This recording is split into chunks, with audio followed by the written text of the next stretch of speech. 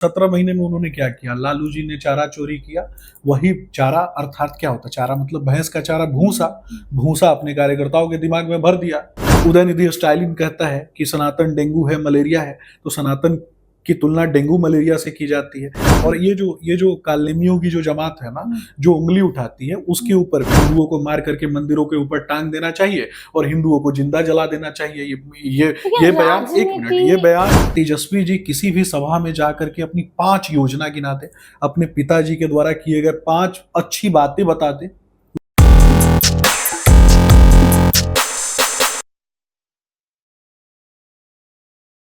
नमस्कार, निष्कर्ष भारत देख रहे हैं आप। आपके साथ मैं स्नेहा गुप्ता। बिहार में लोकसभा चुनाव चल रहे हैं। 7 चरणों में ये चुनाव हो रहे हैं। 4 चरणों के मतदान नॉमिनेशन हो चुके हैं। 5वें चरण पे सबकी नजर है। इस बीच जिस तरीके से आरोप प्रत्यारोप का दौर खत्म होने का नाम नहीं ले रहा, अब शब्दों की मर्यादा भी टूटती हुई नजर आ रही है। आज तेज प्रताप यादव ने ये कह दिया कि बिहार के उप मुख्यमंत्री यानी कि सम्राट चौधरी पर निशाना साधते हुए ये कहा कि सम्राट चौधरी को टकला हो जाना चाहिए, टिक्की रखनी चाहिए और अयोध्या चले जाना चाहिए, क्योंकि अगर वो सनातनी है और लगातार इन सब विषय पे सम्राट चौधरी भी बोलते आए हैं कि हम लोग असली हिंदू है। अब तेज प्रताप यादव का ये बयान किस तरीके से बिहार में रुख लाता है वो तो देखना लाजमी रहेगा। हमारे साथ खास बातचीत करने के लिए सुमित शशांक जी हैं, सीधा जुड़ते हैं। सबसे पहले तेज प्रताप यादव के इस बयान को कैसे देखते हैं आप? देखिए, जिस व्यक्ति की कोई राजनीतिक हैसियत नहीं है, उस व्यक्ति के विषय में बहुत ज़्यादा टीका टिप्पणी करके उसकी राजनीतिक हैसियत बढ़ाने की आवश्यकता नहीं होती है। लालू जी के छोटे सुपुत्र को लालू जी ने गद्दी सौंप दी। उनका बड़ा बेटा हैरान है, परेशान है। वो अपने राजनीतिक विरासत को बनाए और बचाए रखने के लिए वो खुद संघर्ष कर रहा है। तो फ्रस्ट्रेशन में आकर के इस तरीके की बातें जो हैं, कभी बड़े भाई देते हैं, कभी छोटे भाई बयान देते हैं। लालू जी ने सिंगापुर में रहने वाली अपनी बेटी को लैंडिंग करवा दिया। लालू जी के भाई को कोई नहीं जानता है, वैसे ही आने वाले समय में तेजस्वी जी के भाई को भी कोई नहीं जानेगा, क्योंकि उनके परिवार में ही उनकी गद्दी के लिए लालू जी के बाद गद्दी पे कौन बैठेगा, बड़ी बेटी बैठेगी कि छोटी बेटी बैठेगी कि उनका छोटा भाई बैठेगा कि बड़ा भाई बैठेगा। इसलिए लोग आपस में ही कहीं ना कहीं कुंठित है। भारतीय जनता पार्टी और भारतीय जनता पार्टी बिहार प्रदेश में 74 लाख से भी ज़्यादा कार्यकर्ता समाज के निर्माण के लिए और देश के निर्माण के लिए समाज के अंतिम पायदान पे बैठे हुए व्यक्ति के सपनों को जीवंत करने की लड़ाई हम लड़ते हैं। गुंडा तंत्र के खिलाफ लगातार लड़ाई लड़े हैं, बालू माफिया, भू माफिया, शराब माफिया के खिलाफ लड़े हैं, लड़ते रहेंगे। लेकिन सवाल तो अभी भी यही है कि जब भी बातें होती है, चाहे बात करें हम सम्राट चौधरी की या बात करें हम किसी भी वरिष्ठ नेता की भारतीय जनता पार्टी के, लेकिन आप लोग की राजनीति कहीं ना कहीं तेजस्वी और लालू पर ही सीमित रह गई है। ना आप उन लोगों के सवाल का जवाब देते हैं पिछले 10 सालों में आपने क्या किया नहीं किया, ना आप ये बताते हैं कि जो वादे पिछले चुनाव में किए गए थे क्या वो वादे धरातल पे सही साबित हुए हैं। चीनी मिल से लेके बिहार को विशेष राज्य के दर्जे तक की बात की गई थी, रोजगार की बात की गई थी। आखिरकार उन सारे वादों पर क्यों प्रधानमंत्री नरेंद्र मोदी नहीं खरे उतर पाए? देखिए, आपने 2 प्रश्न किए हैं, दोनों ही प्रश्नों का मैं जवाब दूंगा। एक तरफ वैसे लोग हैं जो सवाल किससे करते हैं, देश के बेटे, गरीब के बेटे, ओबीसी के बेटे, SC ST के बेटे आदरणीय प्रधानमंत्री नरेंद्र मोदी जी से। और सवाल पूछता कौन है? सवाल पूछने वाला व्यक्ति है जो SC ST OBC का अधिकार छीन करके मुसलमानों के बीच बांट देने की बात करता हो। वो है जिसने बिहार में, जिसके काल में 15 वर्षों तक जिन लोगों ने बिहार में बूथ लूट करके राज किया, वो सिर्फ इतना बता दें कि इतने ही बड़े MY समीकरण बनाया ना, इतने बड़े मुसलमानों के पैरविकार थे, तो जिस दिन जेल गए थे उस दिन किसी मुसलमान को मुख्यमंत्री क्यों नहीं बना दिया? ये भी तो बताना चाहिए ना उनको। बिहार में हत्या, अपहरण, लूट, बलात्कार की अनंत असंख्य कहानियां किसके काल में? लालू जी के काल में ना। सबकी बात कर रहा हूं मैं, किसी एक व्यक्ति की बात कहां कर रहा हूं। पार्टी में गुंडे की, गुंडों की पार्टी तय करना है बिहार को। बिहार इस बात को तय कर रही है। यहां तो लालू जी ने बाहुबलियों के बीच में मुर्गा लड़ाने का काम किया। आज के समय में कोई व्यक्ति अगर बोल पा रहा है, ये बोलने का अधिकार किसके काल में मिला है? नीतीश जी और नरेंद्र मोदी जी का काल रहा ना। और एक तरीके से विकास की बात आप कर रही हैं, मैं बता देता हूं। तेजस्वी जी किसी भी सभा में जाकर के अपनी 5 योजना गिनाते, अपने पिताजी के द्वारा किए गए 5 अच्छी बातें बताते, उन्होंने क्या किया, 5 योजना सवाल गिना तो दे। ये अभी भी यही है कि आप उनके पिताजी पे क्यों जा रहे हैं? मैं उनकी बात जाना- करता हूं, वो भी 17 महीने की सरकार में कहीं ना कहीं काम वही तो वही हुआ वही है। बता रहा हूँ। 17 महीने में उन्होंने क्या किया, लालू जी ने चारा चोरी किया, वही चारा अर्थात क्या होता है चारा, मतलब भैंस का चारा, भूसा, भूसा अपने कार्यकर्ताओं के दिमाग में भर दिया और अपने बेटे के दिमाग में भर दिया। 9वीं फेल है, 9वीं फेल व्यक्ति बात करता है रोजगार का, जो खुद चपरासी का फॉर्म नहीं भर सकता है। और स्पष्ट रूप से यह भी समझना है कि बिहार में एक तरीके से ये भी देखना है, पूरे बिहार के लोगों को पता चलना चाहिए, निष्कर्ष भारत के माध्यम से बिहार के प्रत्येक युवा को पता चलना चाहिए कि लालू जी स्वयं मुख्यमंत्री थे बिहार के 15 वर्षों तक। लालू जी की पत्नी मुख्यमंत्री थी। जो व्यक्ति अपने बेटे को नहीं पढ़ाता है, कहीं ना कहीं वो शिक्षा के प्रति कितना उदासीन होगा, अपने समाज के लोगों के लिए, अपने परिवार के लोगों के लिए और खास करके बिहार के लोगों के लिए।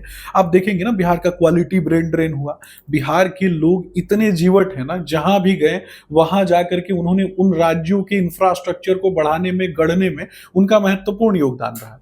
और छठ पूजा करने के लिए साल में एक बार बिहार का बेटा जो कहीं ना कहीं कमाता है, वो आकर के छठ पूजा करने की बाद जब उसकी माँ घर पे छठ पूजा करती है, होली दीपावली त्योहार मनाते हैं, तो उस समय ये किसके साथ गलबहियां करते हैं। दक्षिण भारत में एक व्यक्ति है इंडिया अलायंस में, वो कहता है कि हिंदुओं को मार करके मंदिरों के ऊपर टांग देना चाहिए और हिंदुओं को जिंदा जला देना चाहिए। ये बयान, एक मिनट, ये बयान है किसका, मुस्लिम लीग का। दूसरा बयान मैं बताता हूं आपको, उदयनिधि स्टालिन कहता है कि सनातन डेंगू है, मलेरिया है, तो सनातन की तुलना डेंगू मलेरिया से की जाती है। इनके एक सहयोगी हैं बंगाल में, वो कहते हैं कि हिंदुओं को गंगा की धारा में बहा देना चाहिए। उस समय इनका मुंह नहीं खुलता है क्या? इनको भी तो जवाब देना होगा। और विकास की बात आपने की, उस पर भी मैं बता देता हूँ।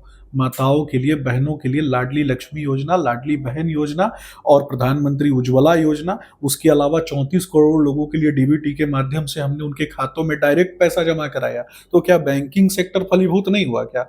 हजारों बैंक्स जो हैं वो आए, खुले, और उसमें हजारों लाखों लोगों को नौकरियां प्राप्त हुई। देश 5वीं सबसे बड़ी जीडीपी बना। 10वीं से जब देश 5वीं सबसे बड़ी जीडीपी बन रहा था, तो क्या सीमेंट उद्योग फलीभूत नहीं हुआ? क्या अन्य उद्योग जो हैं वो फलीभूत नहीं हुए? क्या उन उद्योगों में लाखों नौकरियों का सृजन नहीं हुआ? 17 करोड़ से ज्यादा नौकरी देने का काम हमने किया। और ये कहते हैं कि 17 महीने में इन्होंने नौकरी बांट दी। मुख्यमंत्री ने काम किया, मुख्यमंत्री के द्वारा किए गए कार्यों का स्तर पे क्रेडिट अगर चोरी हम किया। बात करें तो हम भी जा रहे हैं ग्राउंड पे। अगर हम पटना की बात करें, 2 जगह है, रामकृपाल यादव, रविशंकर प्रसाद। बिल्कुल। लोगों से बात जब हमने किया तो सीधे तौर पे कहते हैं कि नेताजी तो 5 साल में एक बार भी नहीं आए और कड़ी तरीके से विरोध हो रहा है। चाहे बात करें रामकृपाल यादव की या फिर बात करें हम रविशंकर प्रसाद की। और ये मैंने खुद भी देखा है कि इन दोनों नेताओं में एक, बोल सकते हैं, एरोगेंस भी है और वो जनता के बीच नहीं उतरते, खासकर रविशंकर प्रसाद, और इनका भारी विरोध हो रहा है। तो आपको क्या लगता है कि अभी जनता के सामने हाथ जोड़ के वोट मांगने से क्या जनता वो 5 साल का दुख भूल जाएगी? देखिए, निश्चित रूप से मैं आपके चैनल के माध्यम से प्रत्येक व्यक्ति से कहना चाहूंगा, अगर मैंने लाख काम भी किया है और उसके बाद भी मेरा विरोध होना चाहिए। लाखों काम करने के बाद भी, क्योंकि वही मालिक है, वही जनता है, वो अगर वो कहीं ना कहीं समाज के अंतिम पायदान पे है, तो उसको आगे बढ़ाने की जिम्मेदारी हमारी है। हम आज तो अगर कोई बोल भी पा रहा है तो भारतीय जनता पार्टी की देन है ना। जिस दिन कुछ लोग बोलते थे, अगर कोई बोलता था तो उसके घरों को उसी लालटेन के केरोसिन से जला दिया जाता था, तो वो दिखाई नहीं देता है क्या? अनंत असंख्य कहानियां नरसंहार की, पहले के बिहार की बात बिल्कुल करते हैं। अनंत असंख्य कहानियां नरसंहार की बिहार ने देखा है। ये 17 महीने की बात करते हैं ना, 17 महीने में मैं बता देता हूं, बिहार जो है वो कहीं ना कहीं डेमोग्राफिक रूप से जब देखेंगे आप, और डेमोग्राफिक रूप के बाद अगर भौगोलिक दृष्टिकोण से जब आप देखेंगे, तो नेपाल से सटा हुआ है। सबसे ज्यादा मानव तस्करी की घटनाएं इन्हीं के काल में हो रही थी। जैसे ही भारतीय जनता पार्टी और एनडीए की सरकार बनती है, तो उन चीजों पर रुकावट होता है। संगठित अपराध का केंद्र धीरे धीरे बनता जा रहा था। यह भी तो देखना है ना, संगठित अपराध से बाहर निकालने का काम किसने किया? बिहार में बच्चों को चॉइस ही नहीं था, या तो उनको पलायन करना था, अथवा उनके जमीनों पे कब्जा कर लिया जाता था, अथवा उनके बच्चों को किडनैप कर लिया जाता था, अथवा उनको अपराधी बनना आपके शासनकाल में भी तो पहलवानों के साथ बहुत कुछ हुआ। दिल्ली के नए पार्लियामेंट के बाहर पहलवानों को खींच के हटाया गया। जो अपराधी था उसको आप लोग ने अपनी पार्टी में रखा, इतने साल तक उसने कहीं न कहीं शोषण किया। अगर हम आपको बताएँ तो कल खबर आई थी, हमने उस पे चर्चा भी की कि अब वो चुनाव नहीं लड़ेंगे क्योंकि भारतीय जनता पार्टी ने उनको टिकट नहीं दिया। देखिए, और निश्चित रूप से जिस व्यक्ति पर भी आरोप होगा, जी, मैं आपके चैनल के माध्यम से बताता हूँ, जिस व्यक्ति पे भी आरोप होगा, जिसने भी गलत किया होगा, उसके ऊपर कड़ी से कड़ी कार्रवाई होगी। देश की बेटियों के लिए, देश की बहनों के लिए पिछले 3 राज्यों में चुनाव हुए। 5 राज्यों के चुनाव में, 3 राज्यों के चुनाव में हम जीते। आप सबकी बात करते हैं, लेकिन इस देश को गढ़ने में कहीं न कहीं आदिवासी समाज का बहुत बड़ा योगदान रहा। और आदिवासी समाज में भील जनजाति, भिलाला जनजाति, बैगा जनजाति, भूरिया जनजाति, मीना जनजाति के लोग हैं। तो इन सभी जनजातियों की जो माताएं हैं, बहनें हैं, वो मिशन इंद्रधनुष के माध्यम से उनका वैक्सीनेशन किसने करवाया?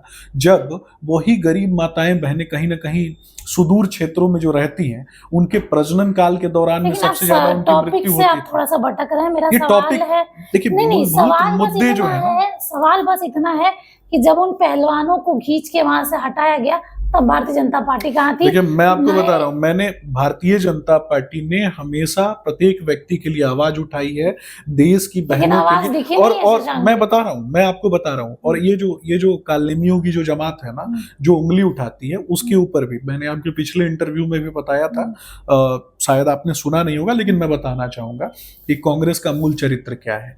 कांग्रेस पार्टी के कर्नाटक में एक नेता है, वो कहते हैं कि बलात्कार होने पर वो किस प्रकार का बयान देते हैं, वो पूरा देश जानता है, और पूरे देश ने उस पर किस तरीके से मखौल उड़ाया था उनका, और किस तरीके से उनको झुकना पड़ा था पूरे देश के सामने, पूरा देश जानता है। छत्तीसगढ़ में इनकी यूथ कांग्रेस जो है, उसने अपनी ही महिला नेत्री के साथ किस तरीके से रेप की घटना को अंजाम दिया, ये भी पूरा देश जानता है। छत्तीसगढ़ में उनके कांग्रेस के एक नेता हैं, जिन्होंने अपनी ही महिला नेत्री के साथ गलत किया और उनके पति को जान से मारने की धमकी दी। कांग्रेस का मूल चरित्र है। ये आवाज उठाएंगे क्या? दिल्ली, देश का केंद्र दिल्ली, दिल्ली का केंद्र कनॉट पैलेस और साकेत का एरिया, और उस एरिया में निर्भया जैसा हीनेस्ट क्राइम होता है। और निर्भया का कांड कब होता है? शीला दीक्षित के समय में। और निर्भया के एक माइनर अपराधी को जेल से छोड़ने का काम किसने किया? इन्हीं की सरकार ने किया। और उसको आर्थिक सुविधाएं देने का काम किसने किया? केजरीवाल ने किया। क्या एक निर्भया जैसे हीनेस्ट क्राइम में संलिप्त एक बलात्कारी को ले जाके घर पे उसके पैसे देने चाहिए थे क्या केजरीवाल जी के द्वारा? लेकिन ये बातें नहीं करेंगे इन विषयों पे। जब हम 34 करोड़ लोगों को आयुष्मान भारत योजना के लेकिन तहत, बिल्किश बानो की भी तो बात होती है, उनका भी रेप हुआ, वो भी काफी साल तक, और उनके अपराधियों को ये कह के छोड़ दिया गया कि ब्राह्मण समाज से आते हैं और ब्राह्मण कभी गलत नहीं कर सकते। देखिए, ऐसा कुछ नहीं होता है। माननीय कोर्ट के अंतर्गत चीजें होती हैं। ऐसे बोल देने से, मीडिया में बैठ करके बहुत हल्की बयानबाजी करने से कुछ नहीं होता है।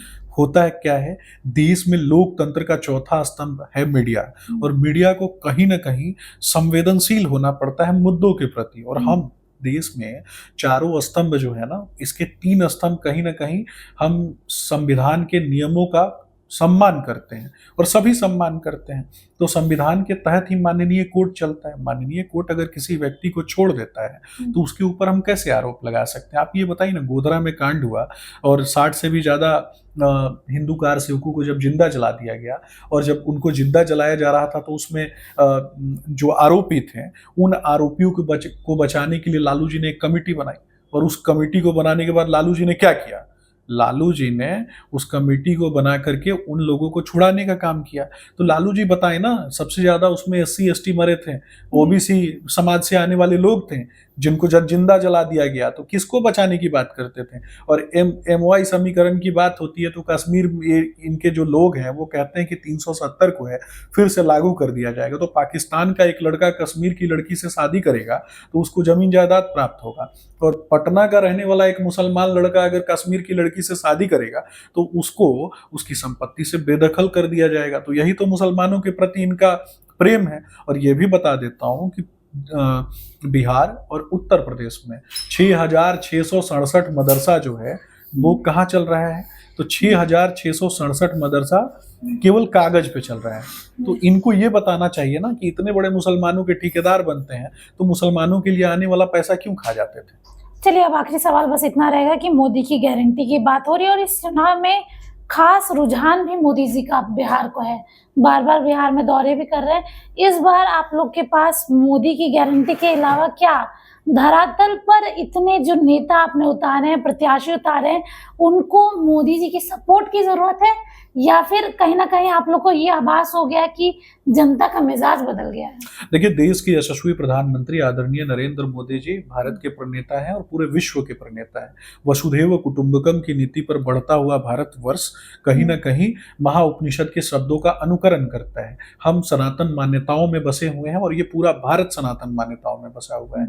देश में 100 करोड़ से भी ज़्यादा आबादी सनातन मान्यताओं में विश्वास रखती है और कहीं न कहीं एक तरफ पूरे देश में इंडी अलायंस है जो सनातन विरोधी गतिविधियों में लिप्त है और भारतीय जनता पार्टी है दूसरे तरफ जो कहीं ना कहीं देश की जो मान्यताएं हैं, देश की जो सांस्कृतिक विरासत है, देश का प्रत्येक वर्ग जो कि प्रत्येक पंथ मजहब जाति समाज से आने वाला व्यक्ति है, उसके सपनों को जीवंत करने की लड़ाई हम लड़ते हैं। नरेंद्र मोदी जी हमारे कहीं ना कहीं हमारे कार्यशैली के वो प्रतीक हैं जिनके पद चिन्हों पर चलकर भारतीय जनता पार्टी का प्रत्येक कार्यकर्ता देश को यशस्वी स्थान तक पहुंचाना चाहता है। तो उनके आने से, बिहार में आगमन से, बिहार का प्रत्येक बेटा बेटी जो है वो पलके बिछाए उनका स्वागत करता है। हमने कोरोना काल में लाखों लोगों की जान बचाने का हमने काम किया, हमने उनके लिए खड़े होकर के अनाज पहुंचाने का उनके घरों में काम किया। लालू जी, तेजस्वी जी एक बिस्किट बांटते हुए एक तस्वीर दिखा दीजिए, पता नहीं किस बिल में छुपे थे, यही बताएं, या फिर किसी मदरसा में बैठ करके नमाज पढ़ रहे होंगे या कुछ कर रहे होंगे। चलिए, आखिरी सवाल क्या रहेगा कि 40 में से कितनी सीट आ जाएगी आप लोगों को? 40 की 40 सीटें आ रही हैं क्योंकि 400 सेवा, पार हो जाएगा? बिल्कुल सेवा किया है हमने, तो देश की यशस्वी जनता पर भरोसा भी हमको है। चलिए देखिए, लोकसभा चुनाव का बिगुल तो बज चुका है और 4 जून को सब कुछ पता चल जाएगा कि किसको फतेह हासिल हुई और किसको इस चुनावी जंग में हार का सामना करना पड़ा। सबकी नजर अब 4 जून पे है। अब देखना होगा कि 400 पार होता है या फिर नहीं होता। आप बने रहिए हमारे साथ, तब तक के लिए आपका बहुत बहुत शुक्रिया।